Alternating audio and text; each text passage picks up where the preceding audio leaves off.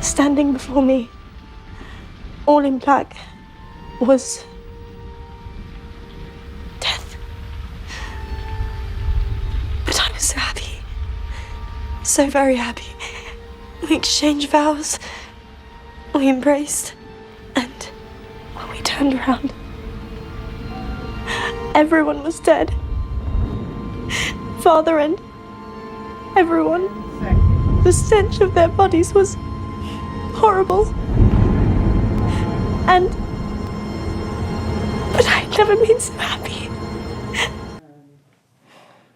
Ellen, haunted by the infatuation of Count Orlok, recounts the horror and devastation left in his wake in the latest film from Robert Eggers, Nosferatu, a classic Christmas movie, Brian. Another classic. There's a lot of classic Christmas movies this season. I would love to watch this on Christmas Day with my family.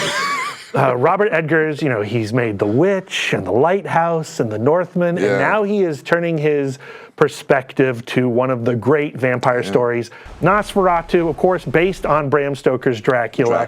There's a lot of excitement because of the creator involved, right? Exactly. How could you not be? Yeah, I think Robert Eggers is really the selling point of this movie. And it's a great cast. I think everybody does an amazing job.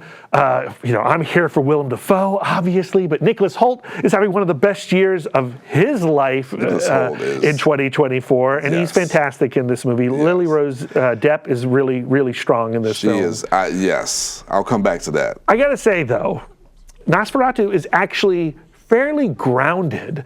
I kind of saw it as we see the Batman interpreted in The Penguin and Oz Cobb. Like, this is a grounding of this story that I don't know I actually wanted. Yeah, it's interesting because I think it doesn't really separate itself from the other films that have featured Nosferatu, whether it's the original 1922 German film or the 70s Werner Herzog, which I think took more of a different take or a risk. Yeah, but also stayed very, very true to the character design and the aesthetics of the original film, where this one is trying to do something different, which I appreciate, but that difference is like a real world take on who Count Orlok might be and what he would look like. And that's just not what I wanted. Yeah, and that was the thing that kind of threw me back as well, because it's interesting because Count Orlok has a very distinctive look.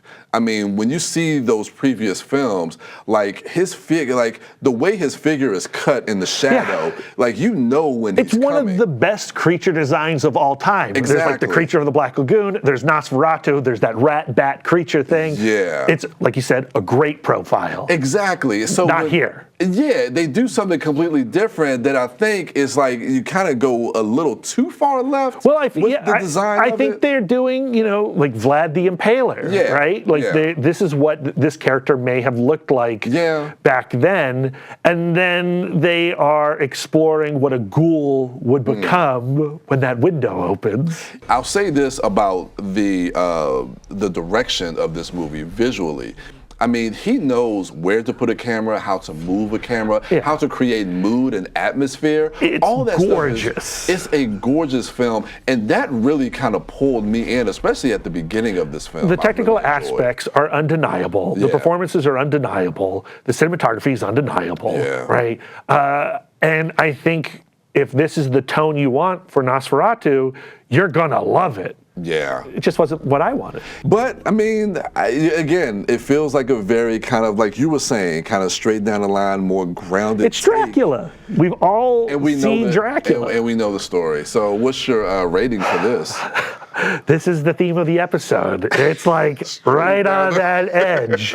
I think to tip it into B- would be offensive because of the quality of the filmmaking.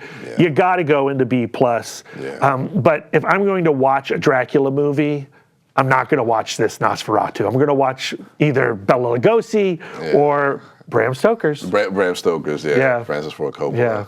Nosferatu.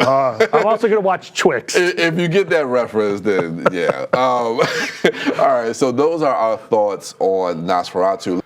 If you liked what you just saw, then check us out on YouTube at PGC TV Online, and we'll see you at the movies.